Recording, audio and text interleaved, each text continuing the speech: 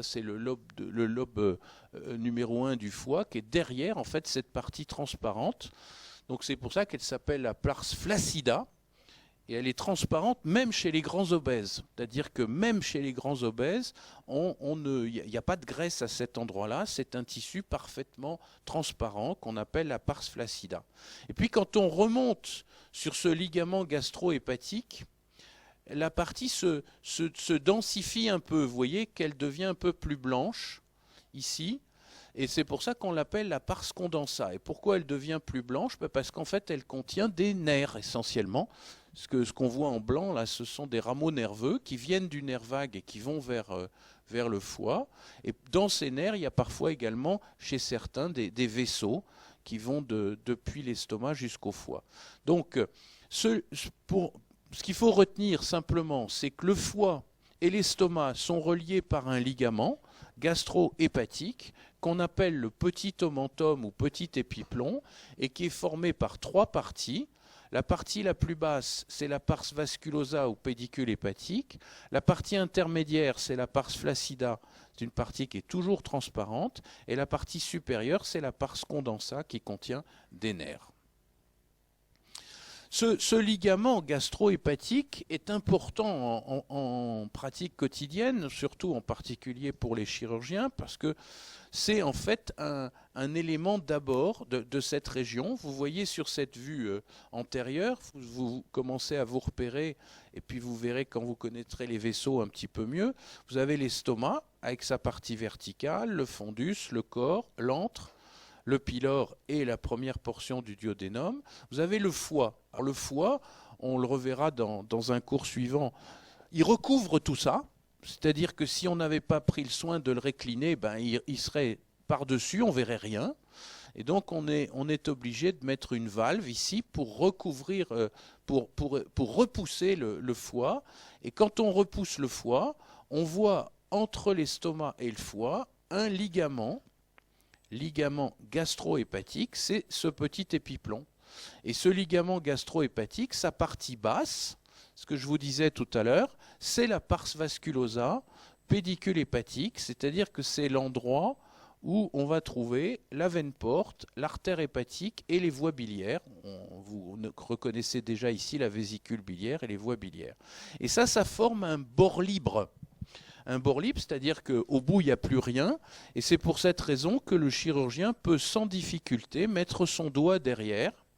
Et quand il met son doigt derrière, il entre ici dans une cavité qui s'appelle la bourse mentale, qui est un récessus du développement en fait, de la cavité péritonéale et qui va l'amener derrière l'estomac et séparer l'estomac du pancréas. Donc il passe ici dans un orifice qu'on appelle le foramen épiploïque, qui est formé par le pédicule hépatique, la pars vasculosa du petit omentum. Et derrière ce foramen épiploïque, on trouve la veine cave inférieure. Donc ici, à cet endroit-là, c'est l'orifice d'entrée dans la bourse mentale. Et ensuite, la bourse mentale est un orifice qui est pris entre la face postérieure de l'estomac et la face antérieure du pancréas. Je vais y revenir dans un instant en vous le montrant un petit peu différemment. Ça, c'est très important. Alors évidemment, ce qui est frustrant, c'est que je n'ai pas le temps de vous faire l'embryologie. Parce que si je vous faisais de l'embryologie, vous comprendriez complètement comment ça se passe. En fait, si c'est pour ceux qui veulent comprendre, c'est assez simple. Ça, c'est une vue embryonnaire. Le tube digestif est médian dans un plan sagittal. Il y a le mésogastre postérieur, un mésogastre antérieur. Et dans ce mésogastre antérieur se développe le foie. Et le foie va se développer, comme il est en avant, il ne peut pas aller vers l'avant, donc il va se développer vers l'arrière et vers la droite. De cette façon-là, de façon massive, parce que le foie chez l'embryon est un organe hématopoïétique. Il va fabriquer des globules. Donc, il va se développer en arrière et à droite, et donc il va entraîner des modifications de disposition de beaucoup de choses, et en particulier de l'estomac. Et l'estomac, qui était dans un plan sagittal, va se mettre dans un plan frontal, et va donc derrière lui développer un diverticule de la cavité péritonéale. Alors je ne peux pas aller beaucoup plus loin parce que ça nous entraînerait, ça nous ferait perdre du temps, mais ce diverticule, c'est cette bourse mentale. Là encore, problème de vocabulaire entre les Français et les étrangers. Autrefois, on l'appelait en France l'arrière-cavité des épiplombs. Donc vous trouverez en particulier des vieux chirurgiens qui appelleront toujours ça l'arrière-cavité des épiplombs. Mais si vous voulez être compris à l'étranger, il faut l'appeler la bourse mentale. Cette bourse mentale, donc vous voyez, c'est cette flèche qui remplace le doigt du chirurgien. On a l'estomac ici, dans un plan frontal. Le foie, on l'a récliné avec cette valve. Et on est ici à la pars vasculosa du petit épiplomb, donc le ligament gastro-hépatique. On peut passer derrière. Et quand on passe derrière, voilà ce qu'a fait le chirurgien. Il a libéré toute la grande courbure de l'estomac et il a retourné l'estomac pour voir ce qui se passe en arrière de l'estomac. En arrière de l'estomac, il y a ce diverticule de la cavité péritonéale qu'on appelle la bourse mentale. Et cette bourse mentale sépare l'estomac en avant du pancréas en arrière. Vous voyez très bien ici le relief du pancréas. Quand on entre dans un ventre, on ne le voit pas, le pancréas.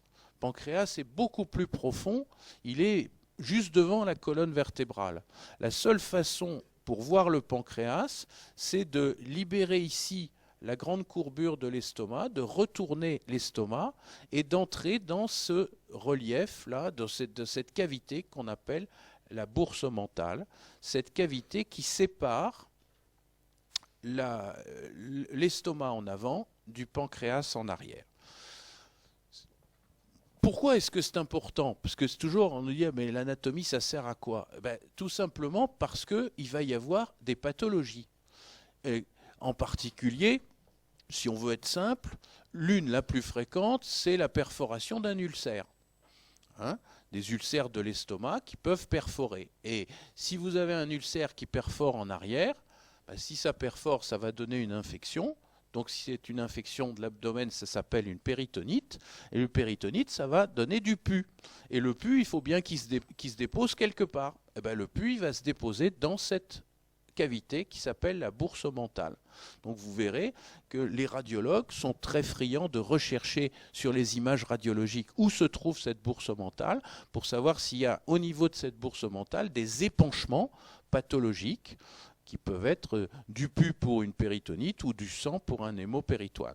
Donc ça, il faut bien retenir, et vous le reverrez avec les cours de radiologie, entre l'estomac et le pancréas, une cavité, la bourse mentale, diverticule de la cavité péritonéale, et dans laquelle on entre par le foramen épiploïque, c'est-à-dire en passant derrière la pars vasculosa du petit épiplomb, derrière le pédicule hépatique. Rappelez-vous le doigt du chirurgien remplacé ici par la flèche.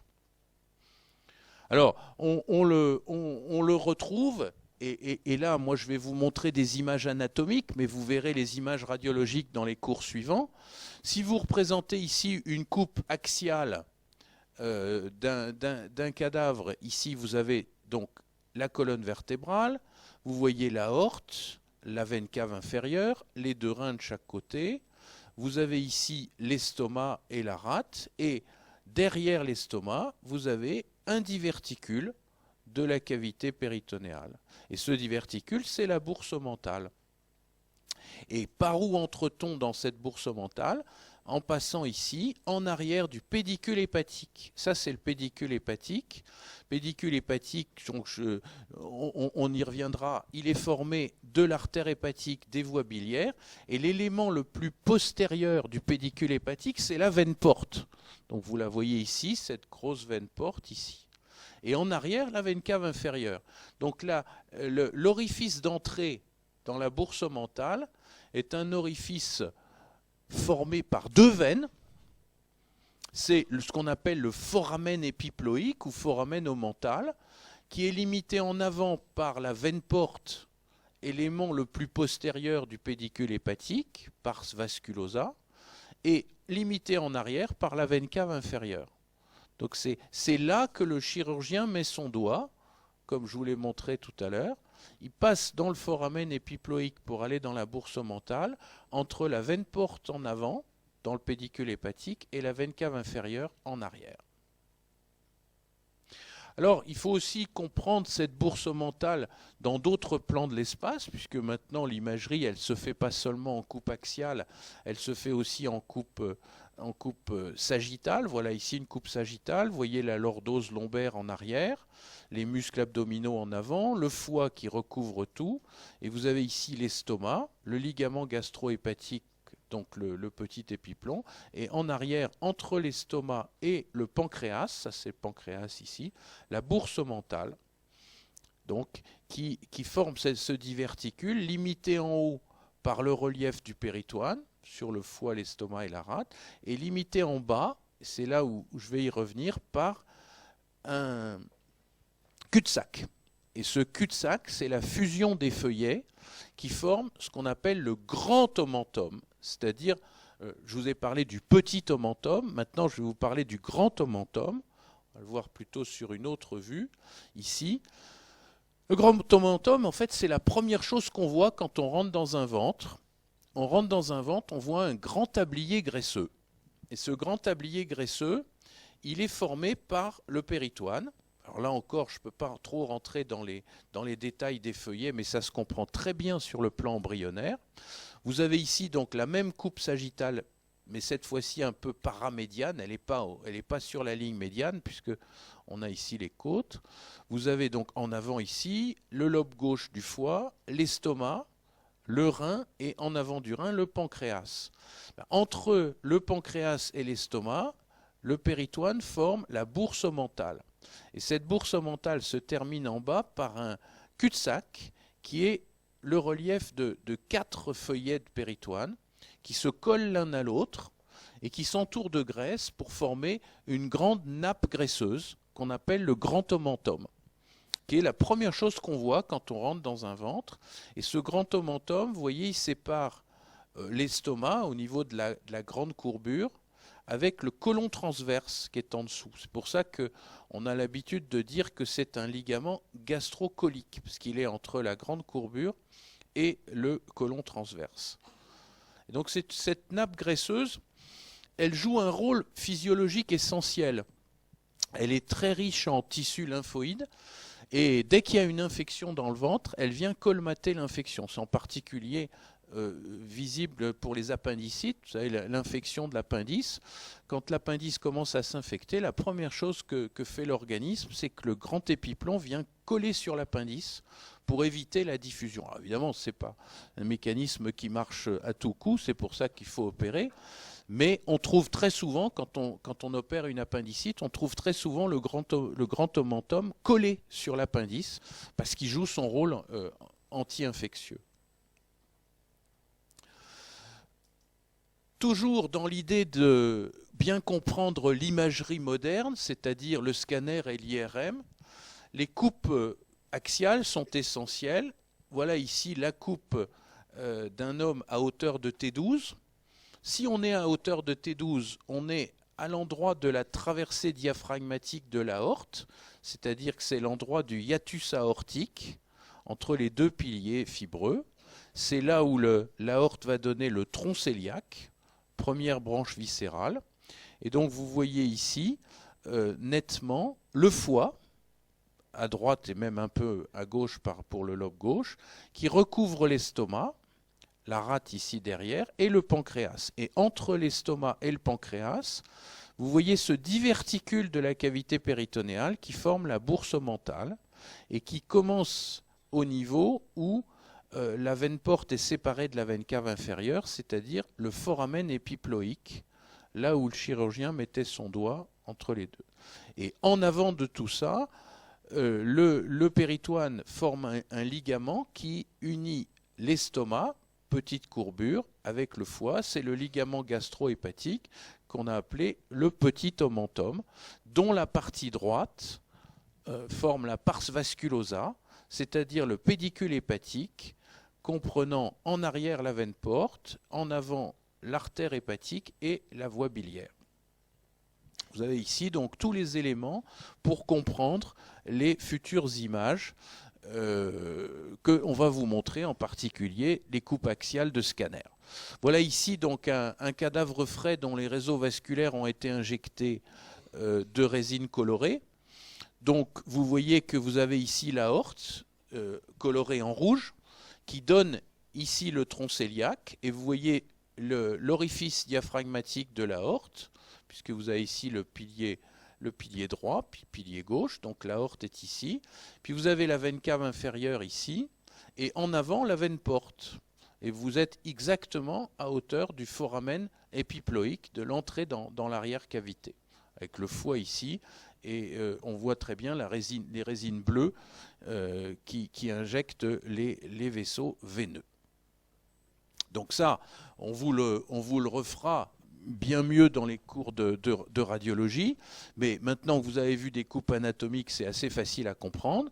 La vertèbre, l'aorte, la traversée diaphragmatique de l'aorte, donc on est à hauteur de T12, forcément, puisqu'on voit les deux piliers, le foie, avec derrière la veine cave. Vous voyez qu'à hauteur de T12, l'aorte...